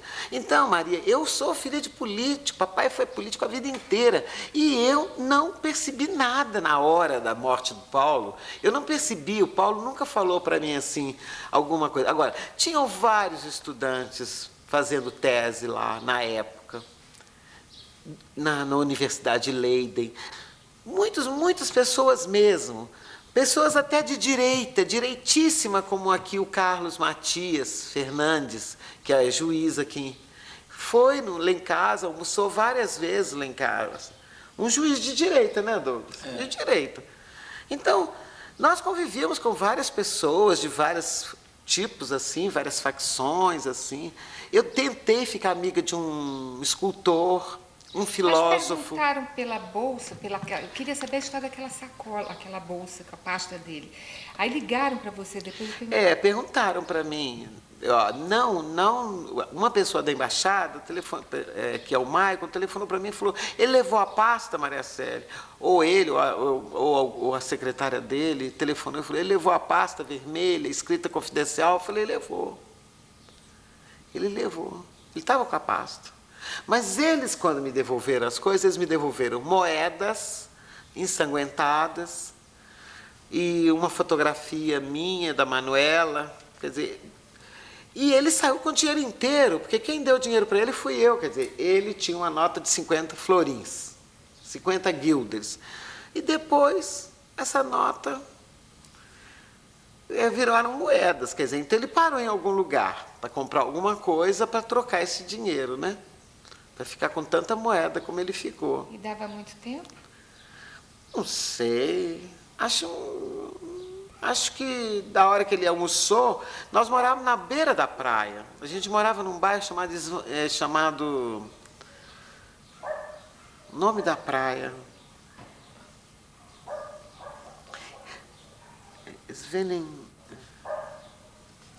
Scheveningen era onde eu morava. E a rua que eu morava chamava Svanenland, é Rua do Cisne. E era só dunas. A Holanda foi dominando a terra, né? Então eles vão fazendo polders assim de areia e vão aumentando. E eu morava assim num bairro novo, onde era só casas. A pessoa que, para me ceder a casa que eu morei, foi morar na Bélgica. Era um perfumista. Compensa na Holanda a pessoa alugar a casa para um diplomata e ir morar na Bélgica. Nós pagávamos caro a casa, a gente estava muito feliz. Isso que eu acho que é muito difícil para mim aceitar a morte dele, é por isso. Porque eu sentia que tinha problemas que eu não podia resolver. Mas eu não pensava que fosse tão grave assim. Eu pensava que... Eu também acho que eu fui educada dentro de uma campânula, mesmo do lado de crianças abandonadas que meu pai criava. Mesmo assim, eu fui muito protegida, porque toda a vida fui muito respeitada. E com esse fato aí, eu tenho muitas pessoas que pensam como eu, que o Paulo não se suicidou, que o Paulo cortou o pescoço. Pode ser que algum dia na vida, com o decorrer da vida, ele viesse a se suicidar. Mas eu acho que naquele dia ele não se suicidou e eu não tenho o menor preconceito com o suicídio dele. Por isso que eu entrei agora, quando o Ministério da Justiça abriu espaço para os suicidas. O Frei Tito, Frei Beto, algumas pessoas que se suicidaram, porque de fato a tensão era demais. Haviam muito mais pessoas puxa-saco do que pessoas de esquerda. Ainda ontem eu estava ouvindo no rádio com a Manuela aquela música, Subdesenvolvido, Subdesenvolvido. Quer dizer, a gente cantava essas músicas. 1963 eram essas músicas. Depois, com a ditadura, foi que veio a Bossa Nova. Então, as coisas, hoje em dia, a gente tem que estudar muito bem para saber.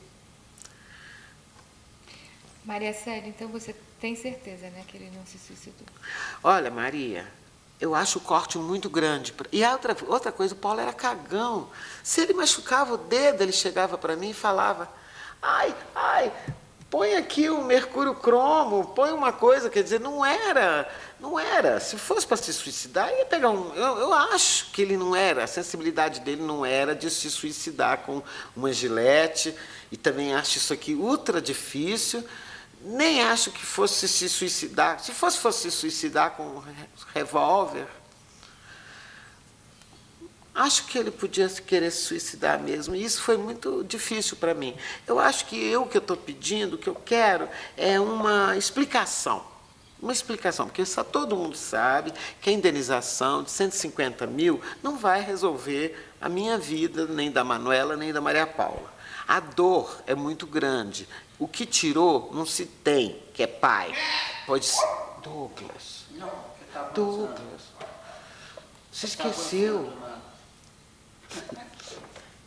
Ó, ó, ó, ó, ó, ó. Ele está atacando a vez o ciclista lá. Então Ela é assim, ela não pode ver ninguém em bicicleta e motocicleta que ela avança. Ela é milanesa, veio de Milão, tem horror de ciclista. Eu não sei onde eu estava. Você estava que ele realmente não iria se suicidar. Eu acho que ele poderia até ser um homem-bomba. Tipo assim, colocar todas as bombas no corpo dele para defender os palestinos, por exemplo, sabe? Podia até fazer isso, mas eu acho que... aliás, até Maria, se é para fazer lá, para ser bem louca, quando apareceu o Osama Bin Laden, e eu olhei bem na cara do Osama Bin Laden, porque eu tive tanta esperança de que fosse o Paulo. Porque eu não tinha visto o corpo dele dentro daquele buraco, né? Dentro daquele caixão, né? E o Osama Bin Laden pintou tem muito tempo, né? E fazendo coisas que o Paulo faria. E o Paulo tinha aquele narigão mesmo, tudo. Então, eu sei que o Itamaraty tem muitas pessoas que pensam assim. Quando nós chegamos lá na Holanda, tinha um diplomata que era acima do Paulo, chamava Mauri Banhos Porto.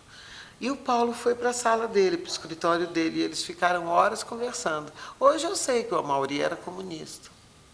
E ele é casado com a Magnólia, que era uma mulher mais velha do que ele. Então, foi a Magnólia que anos mais tarde veio na minha casa e na 208, bloco D, 603, e disse assim para mim: Maria Célia, embaixador Eiras mandou te oferecer a herança dele. Foi aí que eu vi que o Eiras estava muito culpado mesmo. E aí eu achei que ele sabia alguma coisa para ele me oferecer a herança dele. Mas aí eu... Ele não tinha descendentes. Ele era solteiro. Então ele mandou oferecer através de uma embaixatriz, a Magnólia.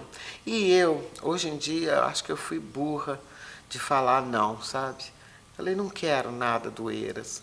Eu queria que ele tivesse ido pessoalmente ver o Paulo morto, mas ele não aguentou. Ele não aguentou porque ele também gostava do Paulo. Não era só eu. Então, eu só posso ver as coisas assim. Sei que são muito modernas. Hoje em dia eu vejo as coisas muito melhor, vejo como um filme. Mas o caso é que isso prejudicou muito a mim, que eu acreditava muito no Paulo. Também, se a gente começou a namorar com 14 anos, a gente não via defeito um no outro. Essa parte política, eu só vim achar outro homem assim, louco por política, agora com o Douglas. Porque é muito difícil a gente encontrar uma pessoa que morra pelo Brasil, que lute pelo Brasil, que faz tudo pelo Brasil. Isso aí na nossa geração, na minha geração, tinha muita gente que era assim. Hoje em dia não tem mesmo. A característica até da geração da minha neta é exatamente, não estou nem aí. Isso não tem nada a ver comigo. E eu acho, Maria, que eu vou te mostrar umas coisas, porque assim eu posso lembrar mais. Quer ver? Vem cá. Vou trazer para cá ou a gente vem aqui? Vamos no lugar em que tiver, né? Olha como ele era lindo. Aí essa fotografia foi posto como?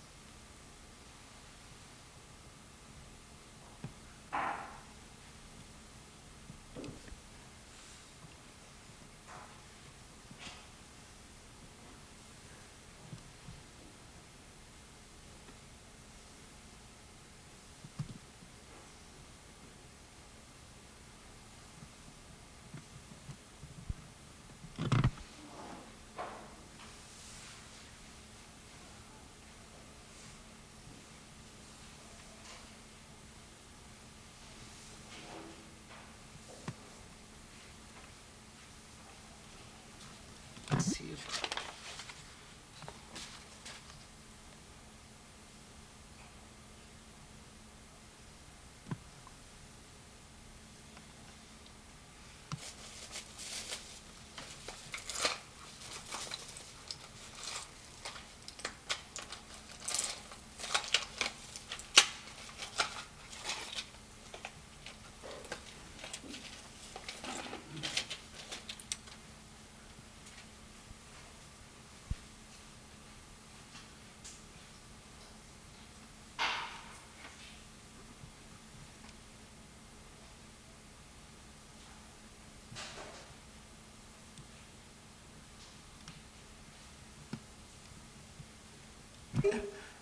Lógico. Você vai comigo lá, no trio? Vou.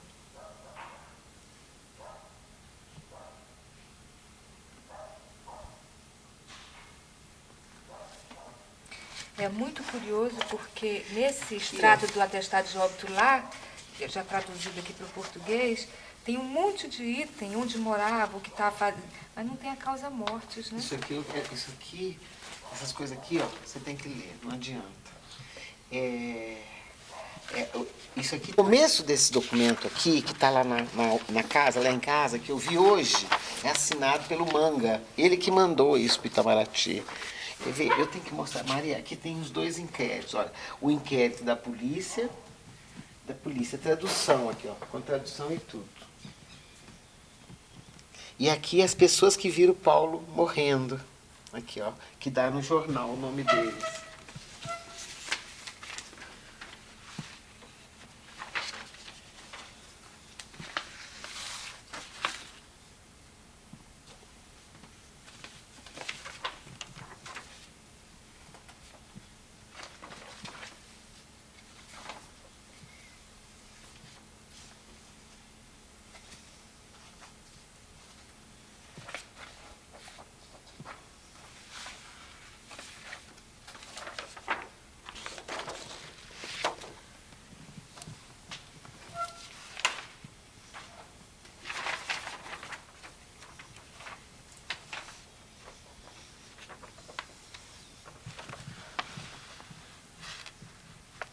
Scheveningen. É o mesmo bairro que nós morávamos. Ele foi morto no mesmo bairro que a gente morava. Há quanto tempo, assim, de carro da tua casa? De carro, são uns 10 minutos. Como daqui na ponte. Quer dizer que ele saiu de casa e foi morto. Acabou de sair de casa e já foi. Aqui, Maria, aqui, ó. Aia confirma, corpo de Dionísio poderá vir. É porque os jornais estão pela ordem inversa. Dia 5 no Brasil. Morto cônsul brasileiro na Holanda. Aqui, olha. Na mesma época, Montevidéu, o Gomide. Aqui, ó.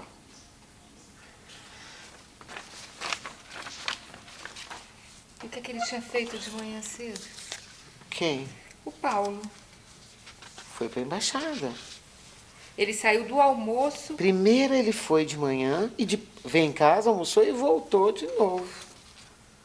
De manhã ele foi para a embaixada. E quanto tempo depois que ele saiu, tu recebeu o telefonema? Da pasta? Sim. Da pasta, eu não sei. Foi bem depressa, logo depois que o Paulo saiu. Hein? Olha os marrecos voltando. Olha lá, Maria, filma lá os marrecos voltando. Misteriosa morte do diplomata. O corpo do diplomata está dentro do carro, caído no banco da frente.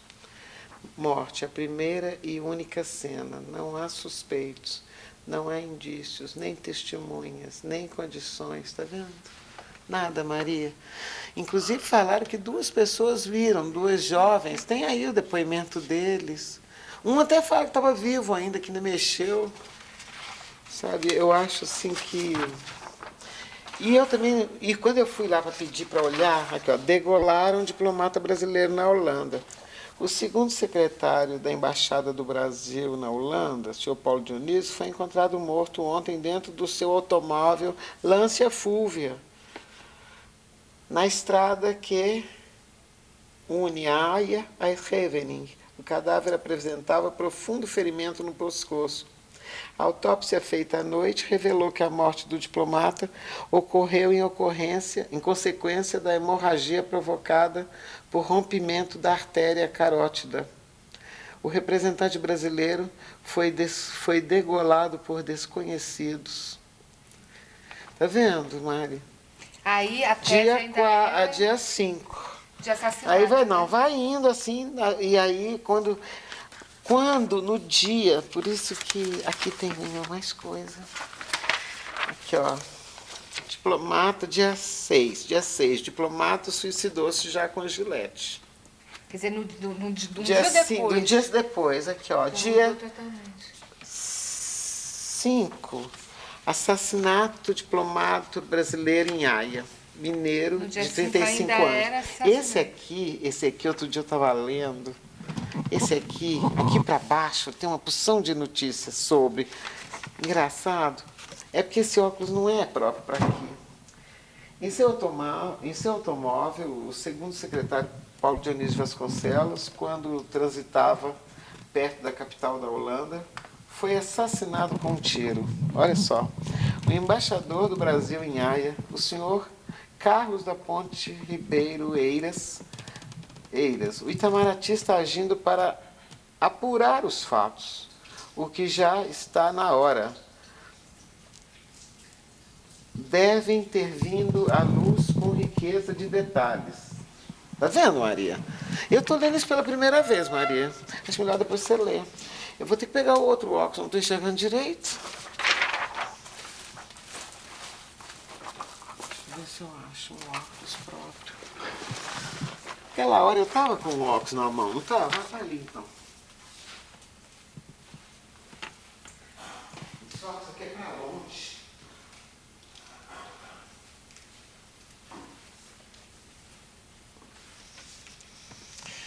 Aqui, cadê aquela que eu estava lendo? Isso aqui, essa notícia aqui.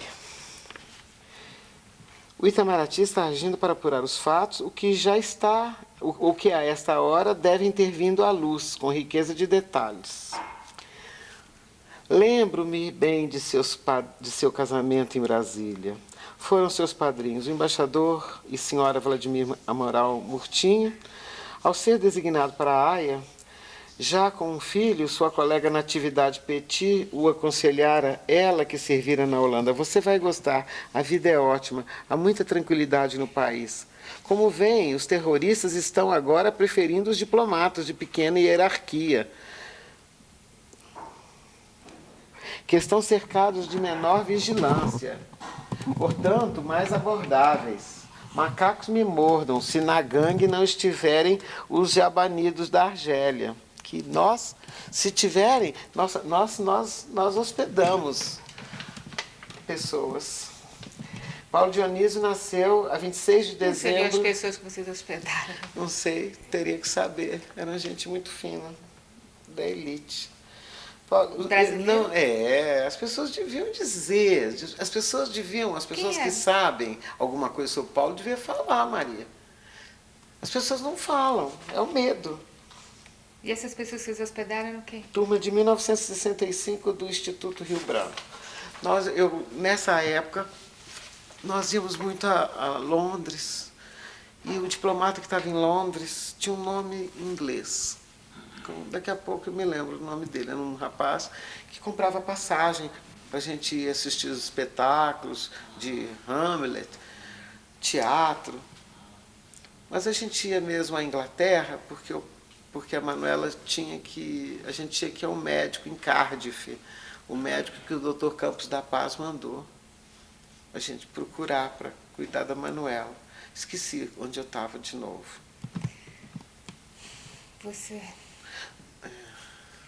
Você estava que você ia sempre a Londres.